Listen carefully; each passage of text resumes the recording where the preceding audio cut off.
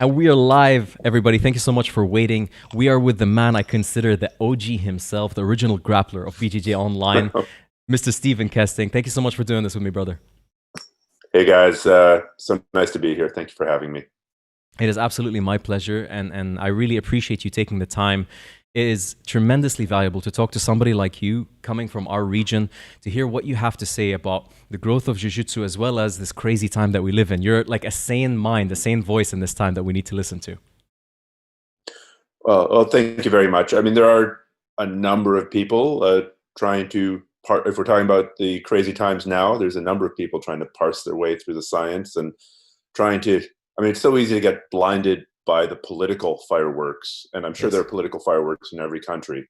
Oh, yeah. But I mean, science is science. And as my 15-year-old son told me the other day, facts don't care about your feelings. So I like that. That's always very a good wise thing to from your try. son. Well, he was doing it to shut me down in a friendly argument. So it was good trash talking. Hey man, the apple doesn't fall far from the tree, man. He's got it figured out just like you. But listen, you're somebody I've followed almost since I started jiu-jitsu. I just want to thank you from myself initially because your content has really been like this. How can I say, like this voice that I was looking for online to make sense of everything I was learning when there was nothing to make sense of. So I appreciate you taking the time and effort to build that kind of infrastructure for people like me. Well, jiu-jitsu can be really confusing. I mean, if you start boxing, say, it's pretty obvious what the goal is. The goal is Mhm. to put your fist on the other guy's face. Yes. And really, I mean, if we go out and ask the public and we ask them to show me what a jab is, they probably can do a jab. Show me what a hook looks like. Show me what an uppercut looks like. They may not do it well, but Yes. they kind of sort of understand. So now, not to say that boxing doesn't have many nuances. I mean, you look at stuff that Lomachenko is doing, and it's Jedi level stuff. But Yeah. the basic picture is pretty easy. Like, I mean, you want to box badly, okay, you and I are going to stand in front of each other and punch each other in the face until one falls down. Um, Jiu-jitsu is much more complicated. Like, it's objectively a much more complicated art, and thus watching two people roll around on the ground, whether it's in a context of watching the UFC or a jiu-jitsu tournament, or even Yes. if you end up rolling around with a friend and you have no idea what's going on. It Very true. Jiu-jitsu is a game of inches. It really matters whether I've got a grip here or here, or Yes. whether It's my hand is here, just barely under the chin, or an inch further under the chin. That's a difference between, I think I can get out of this position versus I'm going to tap. And yeah. so these little nuances and just the proliferation of the number of positions that are in jiu-jitsu, the number of attacks that are in jiu-jitsu, the number of escapes, sweeps, guard passes, it can Yeah. be really complicated if you get overwhelmed. If you start looking at um, the all the options available to you without having a little bit of a road guide, a little bit of a roadmap to have a sense of the big picture. So it helps a lot to 100%. know here's kind of what's going on. I still don't Mhm. know what to do, but I kind of understand what's happening. Yes. That's reassuring is maybe the wrong word, but helpful is I perhaps think the you right hit word. the nail on the head in what you're saying because the same thing that makes jiu-jitsu so appealing to the people that continue in it, which is like the discovery, the many techniques, the being ahead of the game by being on an advanced side, is the same thing that overwhelms people when they start it and tends to make them think like maybe this is not for me, maybe I'm not smart enough, maybe I'm not good enough. Can I ever do that? And funny enough, Stephen, it reminds me of when I first wanted to learn how to drive a manual car. I was thinking, is it Okay. me? Am I gonna be the one that just doesn't get this, man? Why do I keep slipping that clutch? What is it just me? And later on, you just realize no matter how complex something is, you just take it bit by bit through muscle memory, through understanding. And this is like driving a manual car is easy mode compared to jiu-jitsu, but you get the analogy. Like everybody has a doubt in himself in the beginning. You just have to trust the process. Yeah, and different people. I 100% agree. That's a great analogy.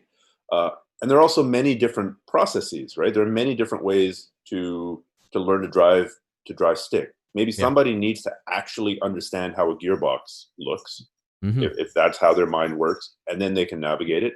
Other people just need to have a quick little explanation, and then they figure it out by grinding a few gears. Other Right. people, I'm not sure. I'm not. taught anyone to drive manual. Okay.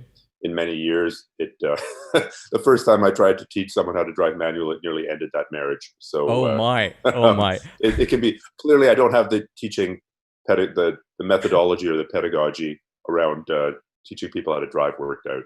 But it's a great Hopefully, example of how difficult it is to teach something difficult. Like a coach that does not know how to teach jiu-jitsu properly will end up like you with your first attempt trying to teach them how to drive manual. So it's not an easy task. No, but I mean, there's also the distinction was made a long time ago, and not by me, that there are people who are great athletes or great fighters, and then there are people who are great teachers. And it's not always the same thing. In fact, it's pretty rare to have somebody who's a great competitor and a great teacher, because so many great competitors are instinctive learners or have been doing it for so long that they really have forgotten how difficult it was to pick it up in the first place. So yeah, of course you're just going to invert, and you're going to sweep them, and then you're going to bolo to the back. Yeah. Okay. So now let's just break that down a little bit. You've talked about a bunch of maneuvers that maybe for some super gifted 16-year-old learner are easy.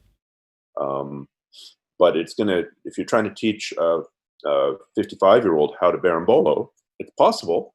I've done it, but there's a few more steps there. Okay, this isn't it. This is the position you're going to end up in. Let's work backwards here.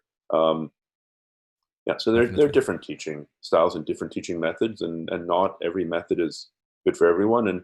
And it's we acknowledge this in boxing. I mean, if you had to take boxing lessons, would you rather? He's dead now, but would you rather take lessons from Angelo Dundee or from Mike Tyson? Right? Angelo Dundee didn't have an impressive record. Mike Tyson did. But it doesn't mean he's a great coach. Yeah, I imagine your boxing lesson with Mike Tyson would be short and painful. Or you'd end up smoking up. One of the two. Yeah, that's true. But, yeah, no, that's definitely well said. I mean, something I really appreciate and like about what you've done is, and I've seen this a lot in your videos, you clearly state that the right way is not necessarily, the right way to do a technique is not necessarily the best way to first introduce somebody to it. Like when you explain the rear naked choke for the beginner. And I like that explanation that you had, which is you have to teach them first the fund, like what is the whole point? And you're going to do the exaggerated arm movement and everything just to get them to do it. And then you start fixing it up. A lot of coaches are like, let me not develop any bad muscle memories, any bad habits, and teach them the perfect from the beginning. And it can be overwhelming. Well, you want to give people quick wins, right? It doesn't matter if you're teaching canoeing, if you're teaching jiu-jitsu, if you're teaching anything else. You want to give them a quick, something that challenges them just enough, and then gives them the win, the feeling of satisfaction. So you create that positive feedback loop. It might be different if you're in the army and those people have no choice but to learn, and you're going to make them do 100,000 repetitions of exactly the right way. And I don't care about your feelings, and I don't care if you ever do this again. It's my way or the highway. That's one model. Yes. But realistically, in jiu-jitsu, people get a vote, right? Like, man, I hate this sport, or man, I hate this school, or man, I hate this instructor, and I'm going to pick a different sport. I'm going to pick a different school. I'm going to not go to any of this instructor's classes. So you do want to give them a quick win, and you can also say stuff like, another great example is the arm punch triangle choke, where you've got the guy in your closed guard and you've got both wrists. You punch one of his hands down towards his groin, you pull the other one up, and you jump your legs to the triangle. Now, that's an easy way to apply the triangle choke. It usually stops working around blue belt. After you've been doing jiu-jitsu, after the guy you're going against has been doing jiu-jitsu for a couple of years, it stops working. And you almost never see it at the high level. I'm trying to think of where I've seen it at the high level. I remember if that was Chael Sonnen and Anderson Silva did something like that. Of course, they're also exhausted after 5 rounds of battle. So what'll work on a guy who's completely gassed is different from what'll work on a fresh guy. And that's in MMA, which is a whole nother ballgame, introducing things. Yeah, where you not only have to worry about the submissions, you also got to worry about getting elbowed in the head by Anderson Silva. It's a significant concern. So I actually think there's some utility in teaching that form of the triangle initially. And at the same time, being honest about it, saying, this works great. It's kind of a beginner technique. And I think people can accept that. Like, something that works initially is going to stop working. 100%, I agree, and this is like a huge point to focus on, which is giving people small wins, especially kids. Like a lot of people like set Yeah. these huge expectations on teaching kids stuff, and they want them to do berimbolos and omoplatas just like them. They're just kids, right? Just give them that win, make them feel like they got the points, got the tap or something, and they'll come back to learn more, I think, in time. I want to ask you, Stephen, like just briefly to understand myself, what got you into this whole world? Like, were you always a sporty, athletic person, or did you just get into this by chance? When you say this, do you mean martial arts or do you mean Martial, jiu-jitsu? yeah, you're like an ocean of martial arts because it's not just jiu-jitsu. So getting into martial arts, let's say, and then into jiu-jitsu, was it chance or did you want this? No, no, I'd always been fascinated for as long as I can remember by martial arts. I mean, I grew up in the 70s and late 70s and the 80s, and you got to remember that was the Bruce Lee craze. That was the Mm. Bruce Lee craze going into the ninja craze. So I Hmm. wanted to be Bruce Lee and I wanted to be a ninja. Amazing. And I've got a letter that I wrote to my mom when I was 8 years old, written in crayon, and it was, I want to go. I want to go judo. It is not fighting. I want to go now, or I will go on strike. I didn't know how to spell strike. Um, I love and it. my uh, so I was just fascinated Mm. by it from an early age. I mean, maybe there was a little bit of bullying when I was growing up, but I was Okay. a kid. I had an accent. English wasn't my first language. I grew up speaking German in my parents' household, Okay. and I started learning English when I went to school. So yeah, I was a bit of a target. I was pretty reactive. I was a good kid to tease. Pretty Interesting. thin-skinned, Mm. glasses. The whole, big target. So maybe that had something to do with it. Hmm. But and then I think eventually, though, the fascination with sort of the self-defense aspect of it, which is still really important, has morphed just into a love of the challenge of it.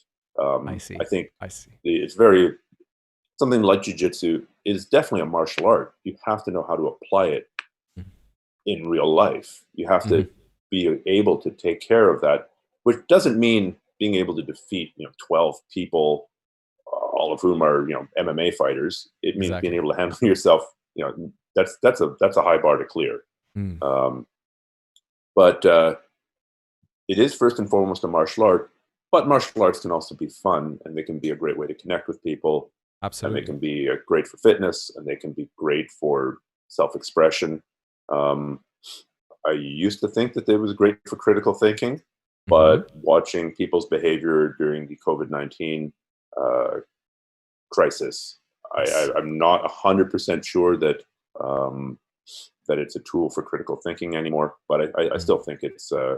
a good tool for all the other things. I think how much time you spend on the mats versus the real world also can impact that. If you spend too much time on the mats, just like anything, too much of something can sometimes hinder the rest of your abilities.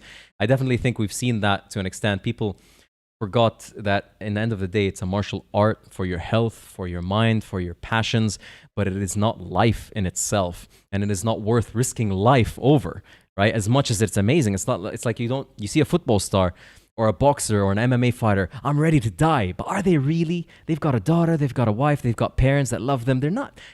They're metaphorically approaching it, but sometimes we Yes. get passionate, and with passion we make stupid decisions and make stupid statements that later on, when we're calm, we kind of look back and like, shit, maybe I shouldn't have said that. And I think that's where we stand because Yeah. this COVID thing is just, it caught everybody off guard. We're in uncharted territories and nobody has the map for this. We're all figuring it out, right? Mhm. I would agree. I mean, epidemiologists have been warning about something like this for Yes. 50 years. So Yeah. it's not, it, uncharted territory is correct. Uh-huh. Entirely unanticipated is not correct. I mean, we had sort of dry runs with SARS and MERS and other things Very like true. that. Um, is this that much worse than SARS? Is this that much worse than MERS? It almost doesn't matter. I mean, if it's like saying, I don't know, the analogy I used the other day is if Mm. I've got a gun, it's got 100 bullets, and I'm Hmm. shooting at you from a long distance, Hmm. most of them are going to miss, but some by chance are going to hit you and really going to do damage. Is Yes. that one bullet that hit, it's a bit of a mistake to go, oh, let's look at this one bullet here that hit you. We'll take it out of your body. We'll study it because there must be something different about this one bullet. No, and maybe there is, Mhm. Maybe there's something unique to SARS-CoV-2 Mhm. that makes it, and one of the things is the long latency period and Mhm. the asymptomatic transmission. So that's a feature that's made this a bit more of a deal for spreading worldwide. But Mhm. also, just on an infinitely long timescale, eventually something's going to get through. Eventually, I'm going to hit you with one of those bullets, and it may not even be Yeah. that special a bullet. So to like try and ascribe, you know, agency is the wrong word. Ascribe Mhm. blame. Yeah, there's definitely people to blame, but there's always people to blame. Nature spits these viruses out at regular intervals. I by training, I'm a biologist, Okay. and I'm a big fan of history. All right. I see. So uh, if you take a look at history, I mean, it's ruled by plagues, right? I mean, there's Absolutely. the Black Plague rearranged Europe and the Middle East. Yes. The plagues in Rome uh, totally changed political paths. Mhm. There were, everywhere that we look, there are history of plagues changing, and they were worse than COVID, Very true. um, and giant economic disruption. I'm mostly familiar with like the Black Plague in Europe. Yes. I'm sure in the Middle East, and there have been that plague and other plagues. For sure. You look at when there were seizures of cities, right? Like that's a small thing, right? It's going Yes. well, it's going well, it's going well, and then plague breaks out in the people who are besieging the city, and they have to break up and leave, right? Yes. Things happen all the time. I think this is it brings like this time we're facing brings and presents new difficulties because we're talking about something on a biological epidemiological sense and we're talking about something on a psychological sense. I think what we're dealing with is reverse gambling. So gambling is you look at it like I go into a casino and I gamble and there's all of these attractive factors which kind of by the way is translating similar to what we're seeing on the news, these numbers flying up and these colors and everybody throwing red flags and you think maybe I'm going to be the lucky one and win the lottery. Well, in COVID, the problem is because it's become worldwide, and now we've reaffirmed this could happen to anybody, regardless of race, gender, ethnicity, country, geography.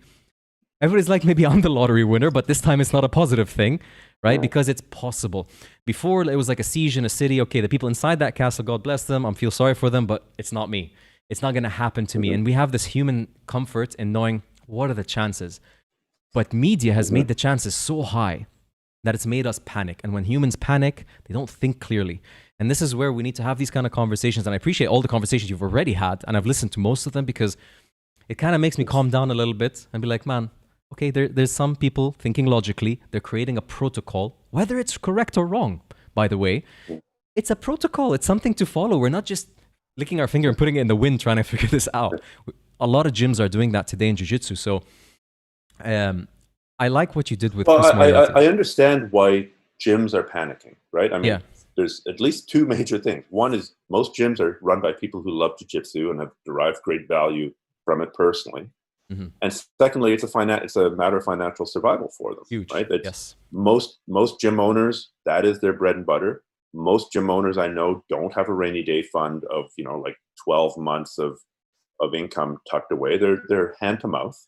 Yeah. And I understand the panic.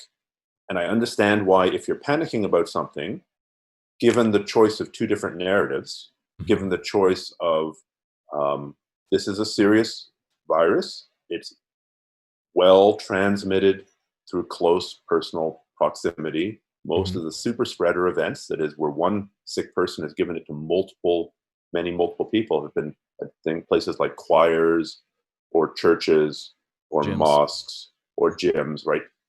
Or hairdressing salons, right, where there's reasonably intimate, prolonged contact. That's Yes. one narrative. The other narrative is somewhere on the spectrum of this whole thing's a hoax. Mm. Yeah, people are going to die, but it's 0.000000001%, and make that statistic up. Versus this is a giant conspiracy theory by Bill Gates. That whole conglomeration of, I'll call it COVID denying, although some COVID deniers don't deny it. Given Mm. those two choices, it's easy to see why people gravitate towards the second when their Yes. lives are on the line. Yes. I would bet that if you could somehow separate the world out into two people who were already working from home Mm-hmm. and people who had to run a gym for a living, or people who've got sufficient savings to ride out a year of difficulty versus people who are living hand to mouth. That second group of people, the more vulnerable people, I understand why they're panicking, Sure. but they're gravitating towards a different truth. It's Interesting. a bias where they're selectively seeing things, and things like Facebook are selectively showing them proof of their position. I always say, beware of things that you want to be true, right? Beware of things that you want to be true. The analogy I use, it's a little bit off color, but I don't care, is if a guy's coming onto a girl and he's busy telling her, and it's getting round about that time, and they're getting about, they're trying to figure out if they're going to get intimate or not, she should distrust him when he says, "You are the most beautiful girl I've ever seen," because Especially with that she voice, wants yes. it to be true. Yeah, exactly. That'd be creepy, because she wants it to be true. Yes. So be careful of things that you want to be true. I don't want any of this virus shit to be true. I've been spreading the gospel of jiu-jitsu online and in print since 2003. So for 17 years, I've been doing this sport for something like 25 to 30 years, depending how you count it. Mm-hmm. And I derive a significant portion of my livelihood from this sport. Yes. I don't want this to be true. But at the same time, there are lots of things I don't want to be true that are, right? So it's a very easy cognitive bias, and it's made a lot easier in the era of the internet when Google knows what you're looking for. If you're looking for proof that Dr. Fauci in the U.S. his paycheck is paid for by the Illuminati lizards, then if you do a search, Google's more likely than to show them that result than it is to show me that result. Google's a really good chef. It knows what you like, your taste buds, and it's gonna serve it up to you whether the chef thinks it's correct or not. And I like what you said there about the correspondence between a person who's secure and his life is in his hands, to a majority, because there's only so much control you can have in life, and people whose life is not in their hands, and how they end up gravitating towards conspiracy. But it also ties into, I think, Stephen, in the last 10 years, I think it's safe to say that people have started to lose trust in organizations, in government structures and stuff, because there's been so many scandals and so much shit hit the fan in the last decade that this just put the cherry on top for all of these conspiracy theory guys. This is it. I've had enough. It's had enough of what? What have you proven? Nothing, but they've had enough. And it's a struggle because there's a lot of people genuinely afraid that do have their life in control, right? They have saved up money. They're working online, but they're still scared because it's changing the world. And this is the thing I want to talk to you about, especially relevant to our world, jiu-jitsu. Everybody's like, I can't wait till it goes back to normal. But I think we're in for a new normal. I don't think, there's this separation anxiety people have of normality and towards change, but I think we're in for an adaptation period we have to all figure out.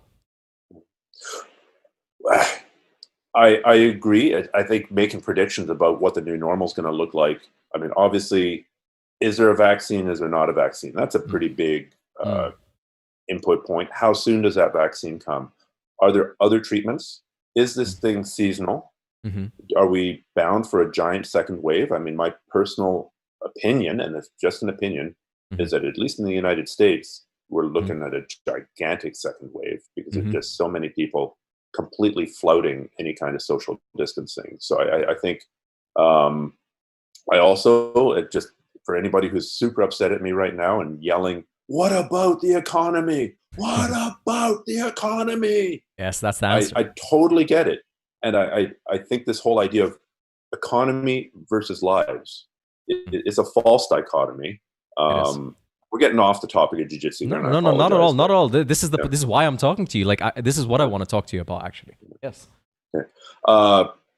So we acknowledge that virus can kill people. We'll call those COVID lives. Yes. And we acknowledge that a shitty economy or a crashing world economy or a Great Depression or whatever it ends up being can also kill people. We'll call those economic lives. And people make the argument, like, if we totally crack down to save COVID lives, we're going to have a bigger effect on economic lives. And it's totally possible that that could be the case. Yes. I acknowledge that.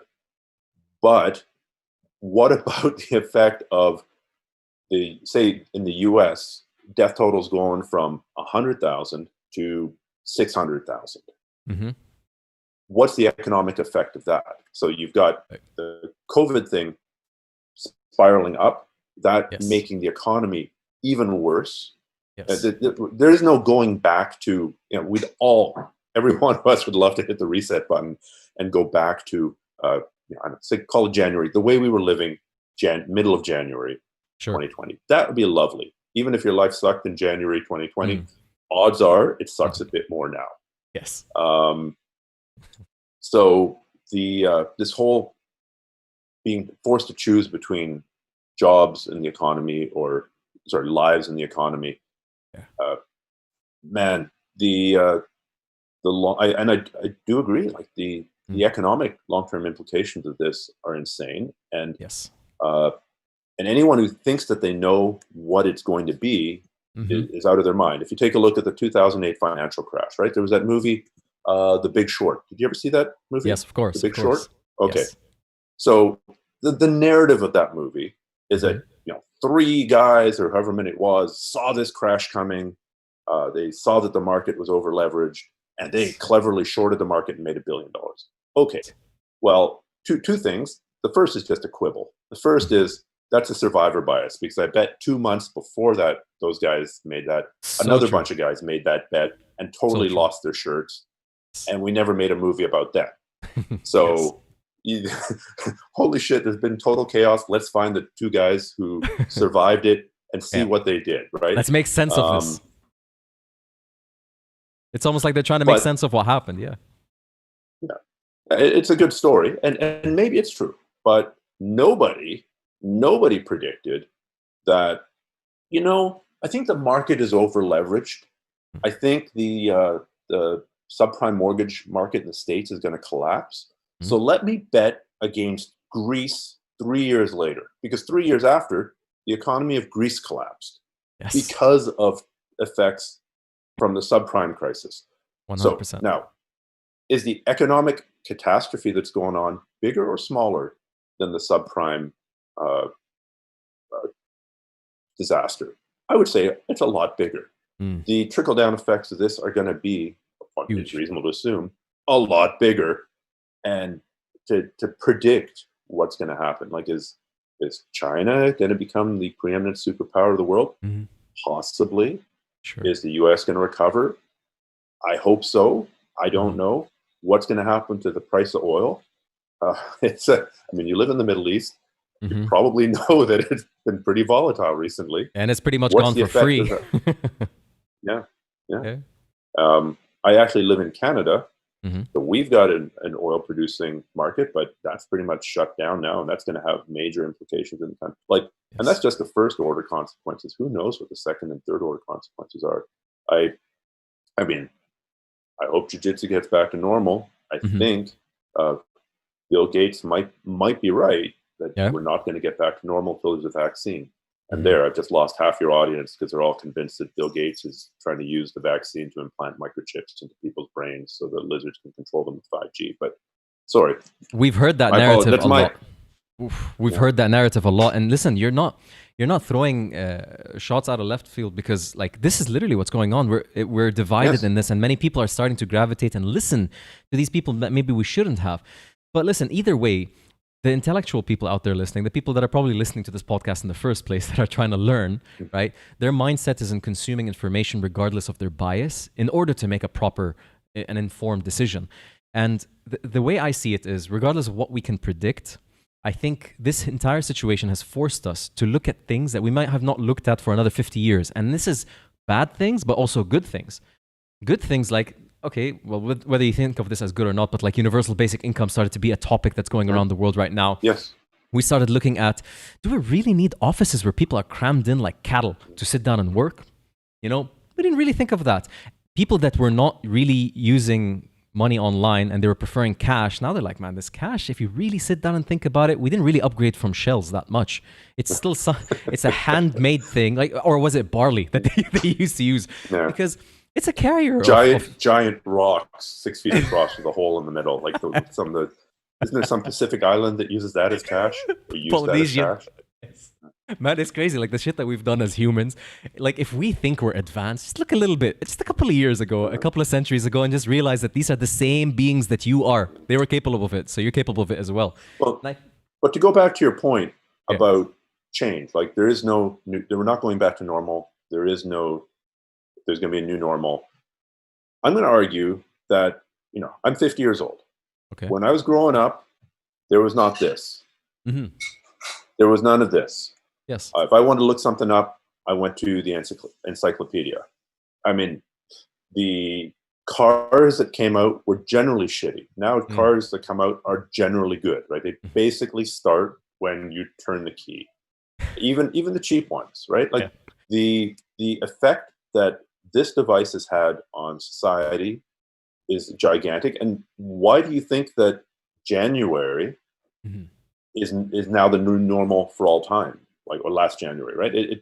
We're changing so rapidly that yes, now obviously it's a period of accelerated change, but we're already in a period of accelerated change. If we were alive 1,000 years ago and we're in a little village, you and I were, I don't know, in the Urals, say.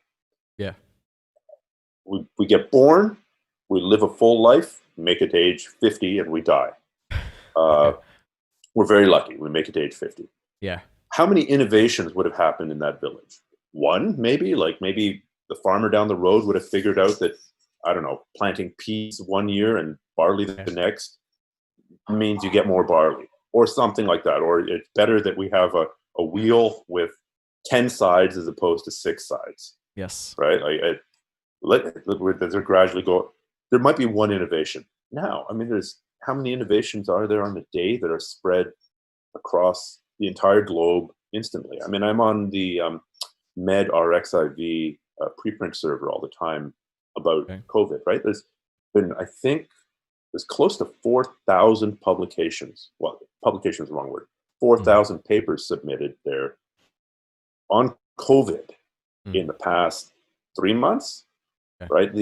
It's not, one new article on this a month. It's a fire hose. So and it's a global initiative. The world has changed. Is it Google that did No, I'm saying it's a global initiative. Like the entire global. world is working on the same item. So like the level of innovation that was randomly happening, now it's being forced to happen on one thing, which is just astronomical. Yeah, it'll be amazing to see what happens when you throw 1 million scientists against the problem. I'm just hoping that if there is a vaccine, that the anti-vax / lizard / Bill Gates / Corona is a hoax / freedom / that whole thing, actually enough of them take the vaccine to achieve herd immunity. That at this point, the narrative is so politicized that it would be, we might end up, and I'm catastrophizing here, we might end up in a situation where taking a vaccine or not could be, that 45% of a population would take the vaccine, which would protect them, but it wouldn't protect, it wouldn't get to herd immunity. Like herd immunity is traditionally, for the last 50 years, achieved through vaccines. Sure. And then not everybody can take a vaccine, right? There's lots of people who can't take certain vaccines, especially if it's a live vaccine. And so by you not taking it, because you're pretty sure that it's a microchip insertion device, you'll probably be all right if you're young. But what about your neighbor? What about that little old lady that sat beside on the plane who was reasonably assured, well, I can't take a vaccine, but I'm pretty sure everyone else is, so I'm okay. And she's not. So it's I such just a sensitive issue, man. But it shouldn't be. Yeah. Policy, sure, we can, what's the right thing to do? I don't know. But basic science? Like, since when is, like, the results of I've posted results of a randomized, double-blind, placebo-controlled trial on hydroxychloroquine. Okay. Right? It's the drug Yes. that was anti-malaria drug. So anti-malaria drug, right?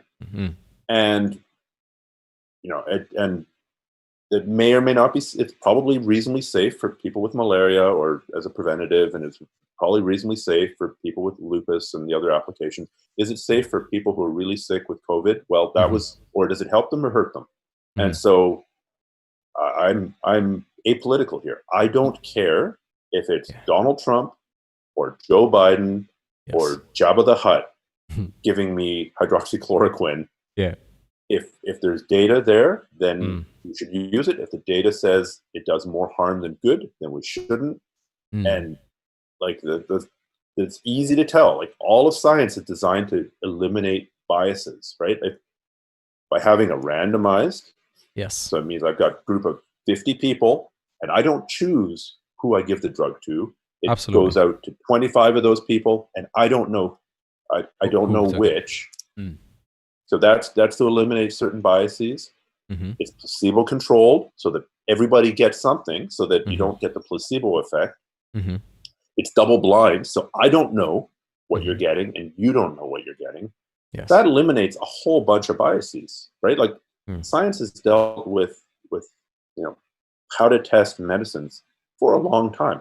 A lot of really good statisticians have thought about this very, very, very hard, and there's a protocol, and it's being done way faster than it's ever been done before in history. Because if you've got a clinical trial of, say, hydroxychloroquine or hydroxychloroquine with an antibiotic, or hydroxychloroquine and zinc and extract of ginkgo biloba or whatever, you can get this approved in record time and get the results really quickly, because it's not the person lives or dies within 2 to 8 weeks. But so the results of a properly done double-blind, randomized, placebo-controlled you feel that they're reliable. Like these kind of tests, you feel are reliable.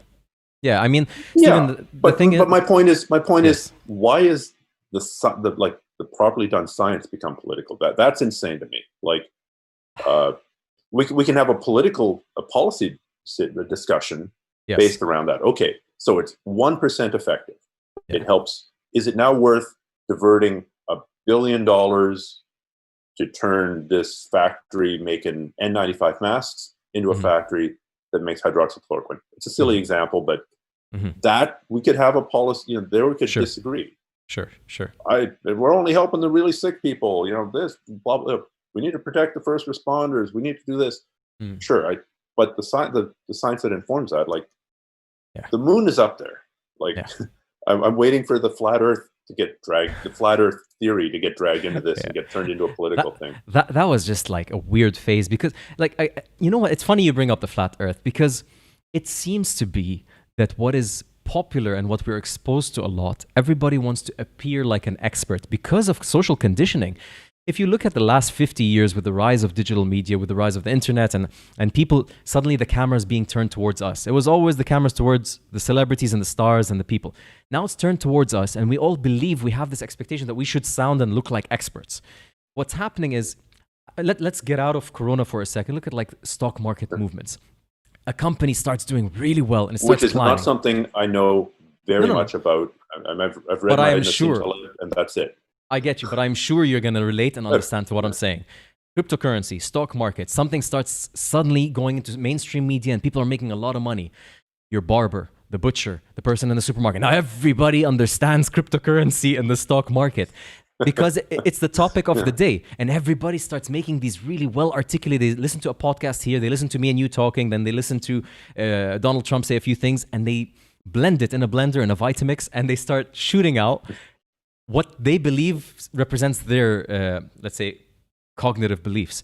And what ends up happening is we live in a pool of professional sounding information, and we don't know what to make of it. And that's where I think we're politicizing something like a random double-blind tested vaccine. Also, in a sense, the reason I'm saying it's sensitive is because of this. And we've lost faith in leaders that are marketing these things. These things themselves, they might be great. A banana might be amazing for you. But if the wrong person holds a banana, if a heroin addict is scratching their neck and holding a banana and says, "This is great for you guys," nobody's gonna eat a banana. We're like, screw this banana. I don't care. I don't care how yellow that thing is. I'm not coming close. And I think this is where we stand as a problem. The image, the marketing, the way we're presenting things to people with these like 1,000 people dead, 100,000 infected new. We're terrifying people. It's very, when you're terrified, your defenses are up. And I think this is where we stand. But again, I want to ask you what you think about this. This is my personal belief before the vaccine. We need accurate, cheap testing for COVID to come back to normal life. Like if outside of gym, for 50 cents, I'll pay the 50 cents. For $1, I'll pay the $1. I take the test, and within 5 minutes, I'll sit in a corner wearing a mask and everything for 5 minutes. The test comes out negative. Take off your face mask, your gloves, go in, train. I'd like that. 100%. 100%. I should have mentioned that as well as a potential game changer. Okay. I think one of the difficulties so far, and this is from talking to a doctor, about the quick and easy testing is that you're talking about the nasopharyngeal swab, which basically goes from your nose to the back of your head. And it's hard to do. You can't do it yourself. And I've talked to nurses who are doing it, and it's tricky. So it'd be quite like, home pregnancy tests wouldn't be home pregnancy tests if they involved like a speculum and like a detailed operation to get up into the ovaries. The visualization, let's go. Yes. Yeah. But the reason they're home pregnancy tests is you pee on a stick. Like anybody can do that. So if we can hopefully develop a test that's reasonably accurate, where you, I don't know, spit on a stick or lick maybe a blood, stick and then change maybe its like color a diabetes 5 minutes test. later. Yeah, like a diabetes poker, something like that. That would be highly encouraging. I was looking at, I don't know how far along it is. This is me taking stuff from the mainstream media, not from the actual original scientific documentation. But I read that Senegal was trying to develop a $1 COVID test. Wow. So Senegal, which isn't the world's biggest economy, not known as a hub of science, is working on developing something for $1. Then I mean that's a huge game changer. Like, I'll pay the extra $1. I'll pay the extra $20 to go train, and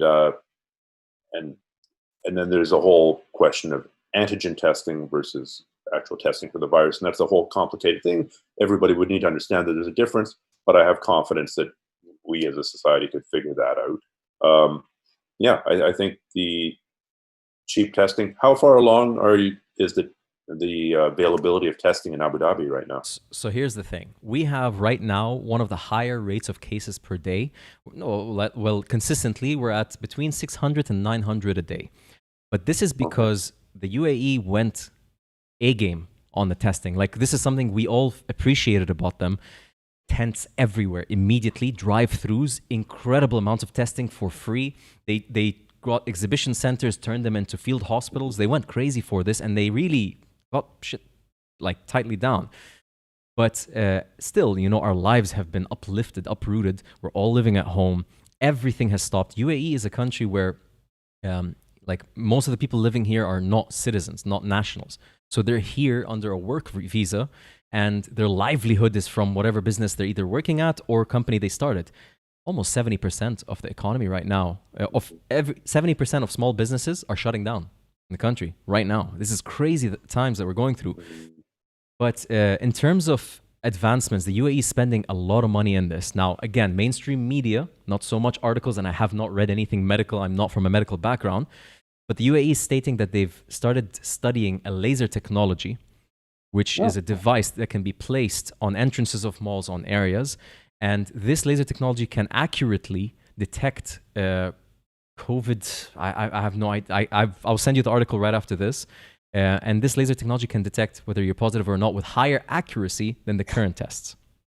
Oh, well, I mean, again, you throw a million scientists against a problem, you're going to end up with 1,000 answers. Of those 1,000 answers, 900 of them are going to be total garbage and never go anywhere. 100 of them are going to be real promising. Of those 100, 10 will be outstanding, and 5 will be economically feasible. I don't know if that's Sure. the true filter, but generally, like I always say, if you want to have a good idea, have lots of ideas, because most of the ideas you have are going to be crap. Well said. Yes.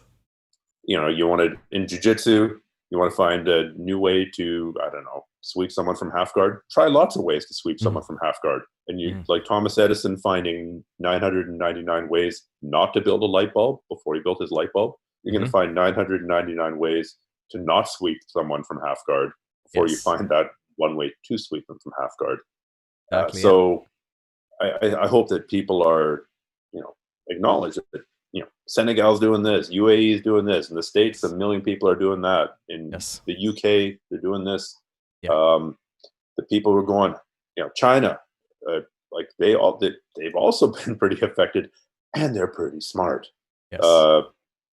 And they're working on a million things. And I'm running into these weird sentiments on like, I would never take anything that was developed in China. Well, okay. I mean, obviously your own country would have to verify it, but to just automatically write something off because it came from China, that's stupid. Like, I mean, I don't hate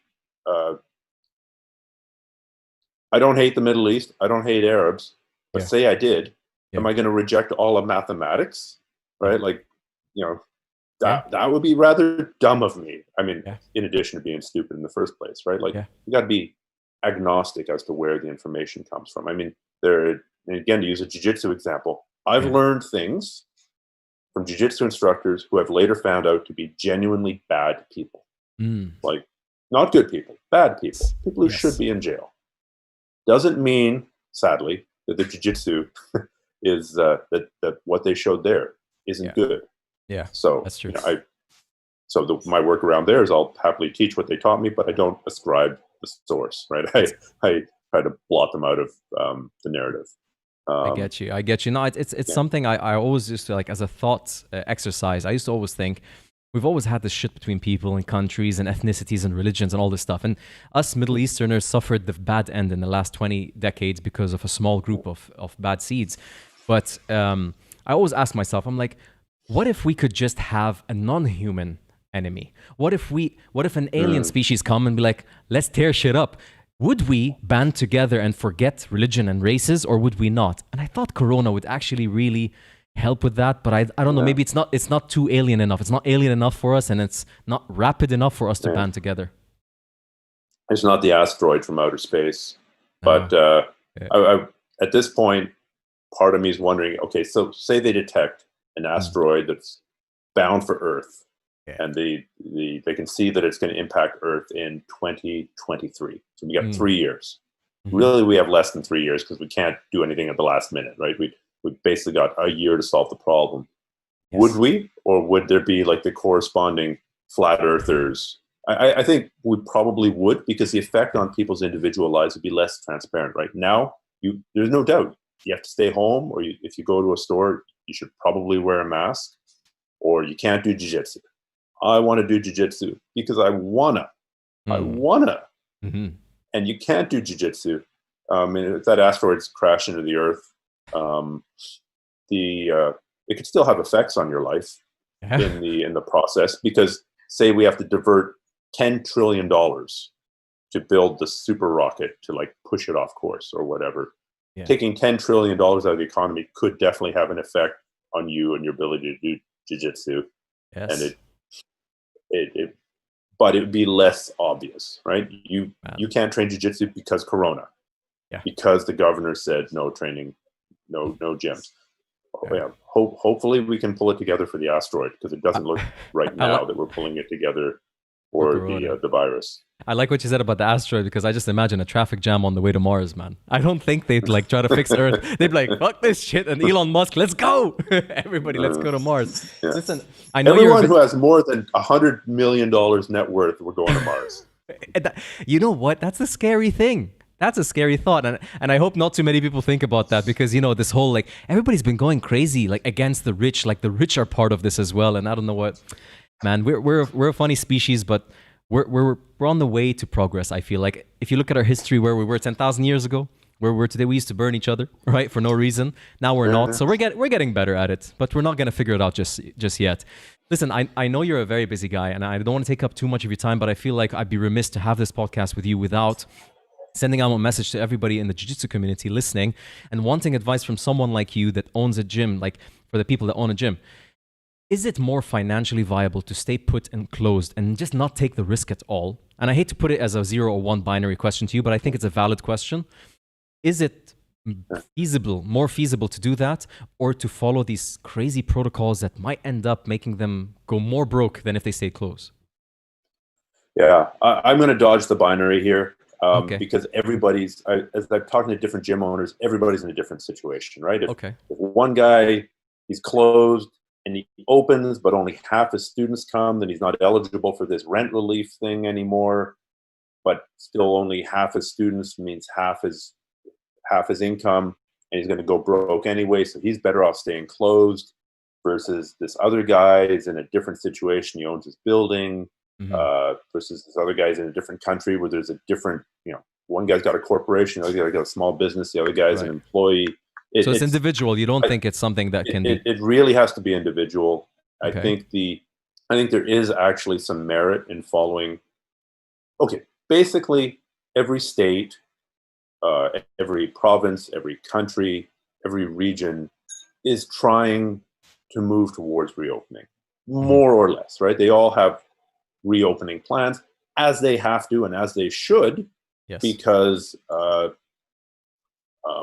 staying closed forever would be idiotic, and you destroy your economy completely. So pretty much everyone's moving carefully, more or less, towards reopening. So now, I think that you should actually not go beyond what your local government is telling you, even if you completely disagree with it. And there's a couple of reasons. Number one, you've probably watched some, not you, but you as a school owner, you formed an opinion based off watching some YouTube videos and some Facebook posts and being in a little echo chamber, whereas presumably the government's got access to the very best scientists and has spent, more time thinking about this than you. But that's not going to convince anybody. So the second thing is, even if you and all your students are young and healthy, and you're adopting something like we should protect the old and vulnerable, but everybody else should go about their lives.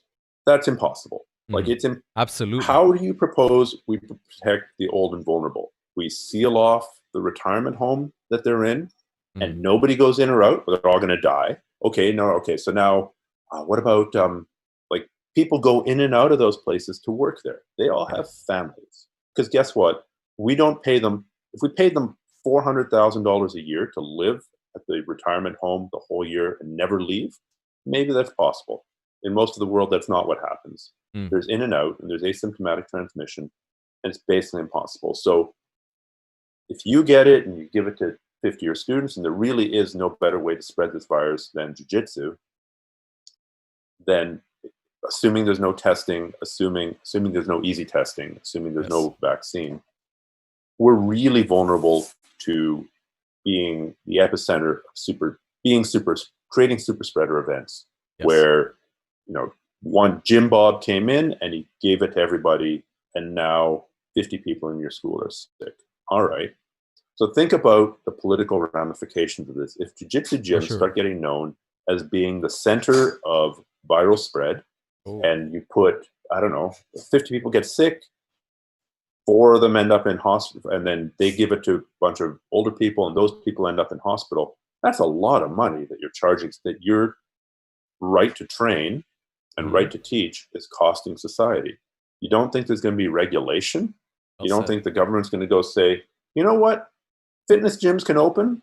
They're doing the 6 feet of separation thing, but this jiu-jitsu stuff, screw you. No touching anybody ever, and it's $100,000 fine. And so if you follow what the phased reopening is, you at least have a defense. Your Honor, I was following the guidelines. We had 6 feet of separation, or we did this, or we created training pods where you only got to ever train with one person ever. We did all these things to limit the spread. That's a much better argument than saying, Your Honor, have you watched the Plandemic documentary? This whole thing's a farce, right? That's not going to fly in a court of law.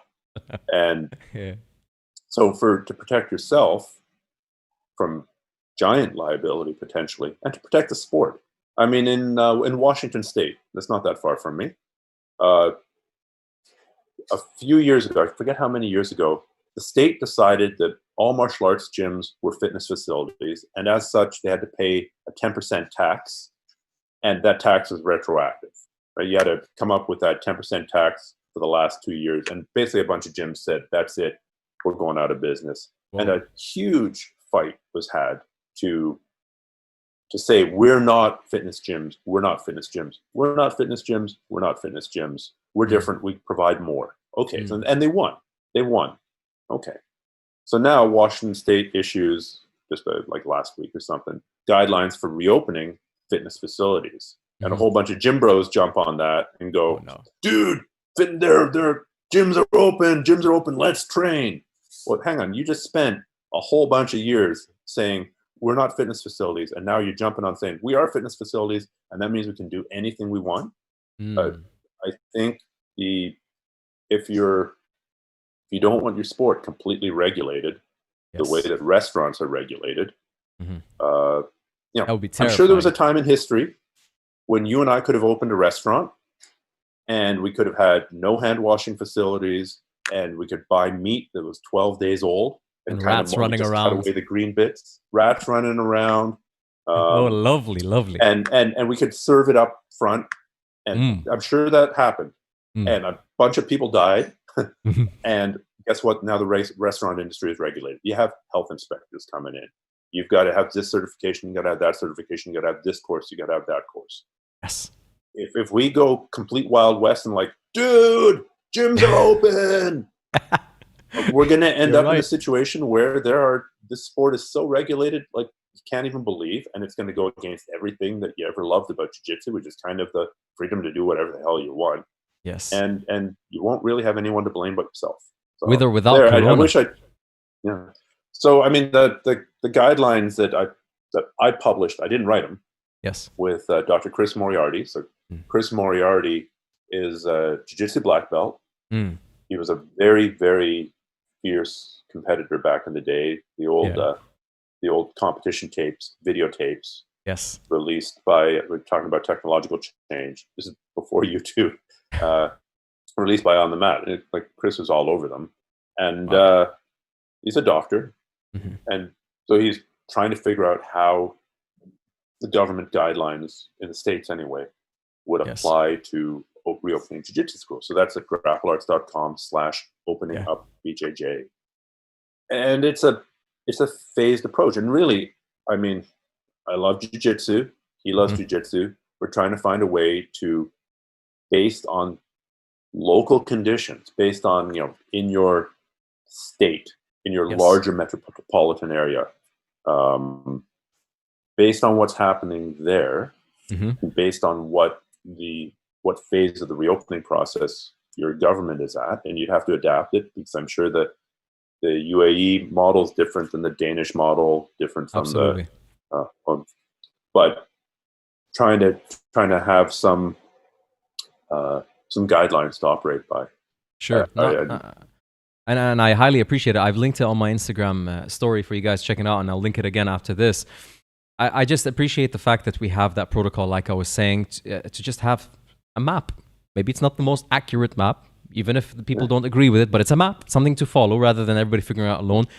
But listen, I love what you said about protecting our martial art for the future, because if you think today you're financially screwed, imagine if governments regulate jiu-jitsu after Corona's done to a point that it's not you're going to be a millionaire when you open a jiu-jitsu gym.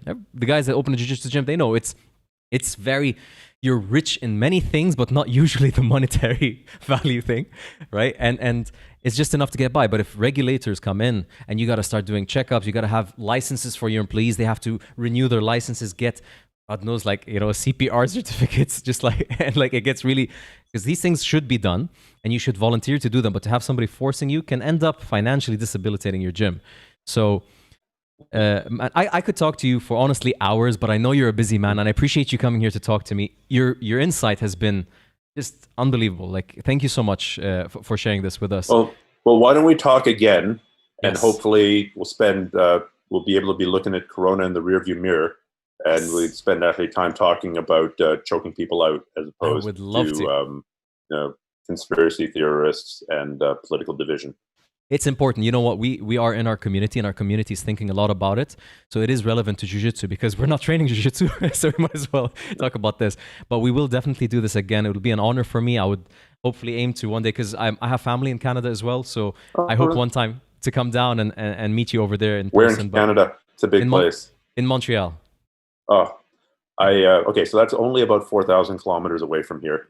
Yeah, you're British Columbia, right? I am, but Yeah.